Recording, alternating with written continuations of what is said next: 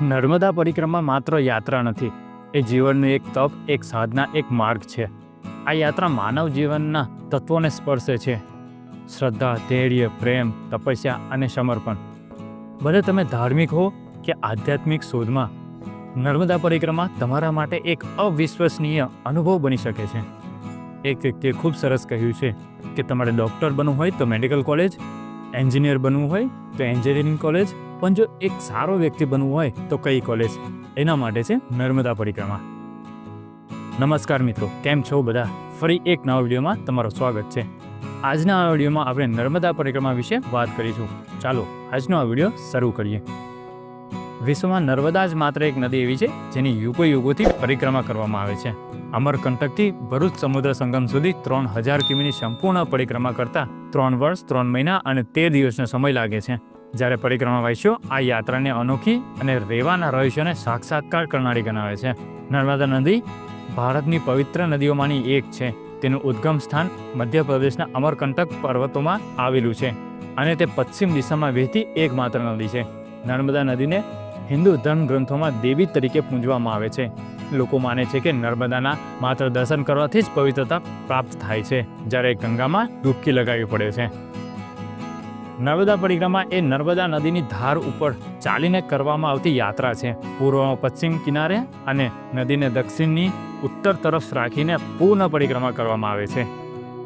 શ્રદ્ધાળુઓ નર્મદાના ઉદ્ગમ સ્થાન અમરકંટકથી શરૂ કરી પશ્ચિમ દરિયાકાંઠે અરબ સાગર સુધી અને ત્યાંથી ઉત્તર કાંઠે ચાલી ફરી અમરકંટક પહોંચે છે. નર્મદા પરિક્રમાનો ઉદ્ભવ હિન્દુ ધર્મ ગ્રંથોમાં થાય છે.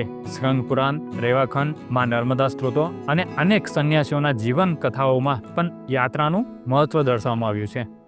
હિન્દુ માન્યતા અનુસાર નર્મદા પરિક્રમા માત્ર ધાર્મિક યાત્રા નથી, પણ એ સાધનાની એક પદ્ધતિ છે. એવું માનવામાં આવે છે કે નર્મદા પરિક્રમા દ્વારા માણસ પોતાના પાપોને પરિહાર કરી શકે છે અને મુક્તિ તરફ આગળ વધે છે. આ યાત્રા પવિત્રતા, સહનશીલતા, એકાગ્રતા અને આત્મા અનુશાસનના ગુણો વિકસાવવાનું સાધન છે. નર્મદા નદી લગભગ 1312 કિલોમીટરની લંબાઈ ધરાવે છે. એક પરિક્રમા માટેની સંપૂર્ણ યાત્રા લગભગ 2600 થી 3000 કિલોમીટર લાંબી હોય છે, કારણ કે યાત્રાઓ નદીની નજીકના માર્ગો ઉપર દક્ષિણ અને ઉત્તર કાંઠે ફરતા હોય છે. યાત્રા દરમિયાન મહત્વના સ્થાનો. અમરકંટક નર્મદા નદીનું ઉદ્ગમ સ્થાન, અતિ પવિત્ર તીર્થ છે. ઓમકારેશ્વર શિવજીના 12 જ્યોતિર્લિંગમાંનું એક છે. મહેશ્વર અહલ્યાબાઈના દફન સ્થળ અને ઐતિહાસિક સ્થળ છે. મંડલેશ્વર અનેક સાધુઓનું નિવાસસ્થાન અહીં છે. ગરુડેશ્વર શ્રી રેવાનાથ મહારાજનો આશ્રમ અહીં આવેલું છે. ચાનોદ પિતૃતર્પણ અને મહત્વપૂર્ણ તીર્થ માનવામાં આવે છે. ભરૂચ નર્મદા તટે આવેલા મહત્વના સ્થાનોમાંનું એક છે.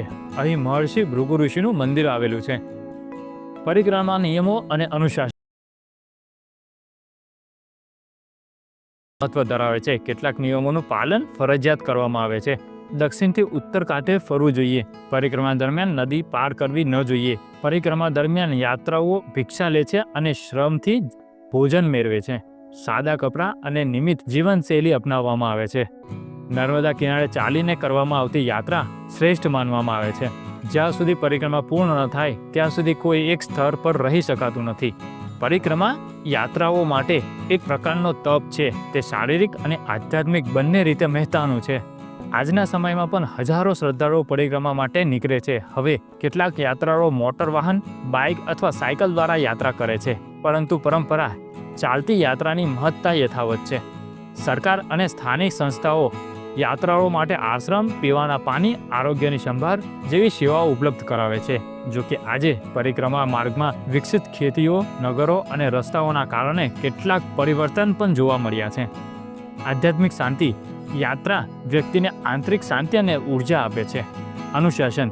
નિયમિત જીવનશૈલીનું પાલન કરવાથી આત્મવિશ્વાસ અને આત્મનિર્ભરતા વધે છે. સહનશીલતા અને ધૈર્ય. લાંબા અંતર અને કપડા માર્ગો માનસિક બળ પૂરું પાડે છે. પ્રકૃતિ સાથે સહઅસ્તિત્વ. નર્મદાની શોભા અને કુદરતી તટો યાત્રાઓને પરમ આનંદ આપે છે. સાંસ્કૃતિક સંવાદ. વિવિધ ગામડાઓ, ભાષાઓ અને સંસ્કૃતિઓનો સાક્ષાત્કાર થાય છે. વિશિષ્ટ અનુભવો અને લોકવાર્તાઓ. વિશ્વ પ્રસિદ્ધ યોગી અને સંતો અને સાધુઓએ નર્મદા પરિક્રમા કરી છે અને તેમના જીવનમાં આવિર્ભાવ મેળવ્યા છે. લોકવાર્તાઓ અનુસાર ઘણા લોકો પરિક્રમા દરમિયાન અદ્ભુત અનુભવો કરે છે. જીવન સંતોની મુલાકાત, કુદરતી આફતોમાંથી રક્ષા તેમજ આત્મજ્ઞાન પ્રાપ્ત થાય છે. શિવપુરાણ અને નર્મદા મહાત્મા. નર્મદા નદીને શિવપુત્રી ગણવામાં આવે છે. કહેવાય છે કે સમુદ્ર મંથન દરમિયાન નીકળેલા વિષને ગ્રહણ કરતા શિવને પરસેવો થયો હતો. આ પરસેવાએ નદીનું સ્વરૂપ ધારણ કર્યું. એમાં નર્મદા, આથી નર્મદાને શિવપુત્રી કહેવામાં આવે છે. દત્તાત્રેય સંપ્રદાયનો ઉલ્લેખ. દત્તાત્રેય ભગવાન સાથે સંકળાયેલા પૌરાણિક કથાઓ અનુસાર તેઓએ નર્મદા કાંઠે તપસ્યા કરતા હતા અને પોતાના ભક્તોને પરિક્રમાની ભલામણ કરતા હતા. આચાર્ય શંકરાચાર્ય સાથે જોડાયેલી કથા. આદિ શંકરાચાર્ય નર્મદા તટે એક સત્સંગ દરમિયાન પરમાત્માની વ્યાખ્યા કરી હતી. ઓમકારેશ્વરમાં તેઓની દીક્ષા કાર્ય પણ થયો હોવાનો ઉલ્લેખ થાય છે. મહાભારત અને રામાયણ સંવાદ. મહાભારતમાં કહેવાય છે કે પાંડવો પણ અજ્ઞાતવાસ દરમિયાન નર્મદા તટે રોકાયા હતા. રામાયણમાં ઉલ્લેખ છે કે શ્રીરામ નર્મદાના દક્ષિણ કાંઠે ભ્રમણ કરતા દંડકારણ્ય તરફ આગળ ગયા હતા. રામદાસ સ્વામી, દાસ ગુનુ મહારાજ અને અનસુયા માતા જેવા સંતો દ્વારા લખાયેલા ગ્રંથોમાં પરિક્રમાનું મહત્વ આવરી લેવામાં આવ્યું છે.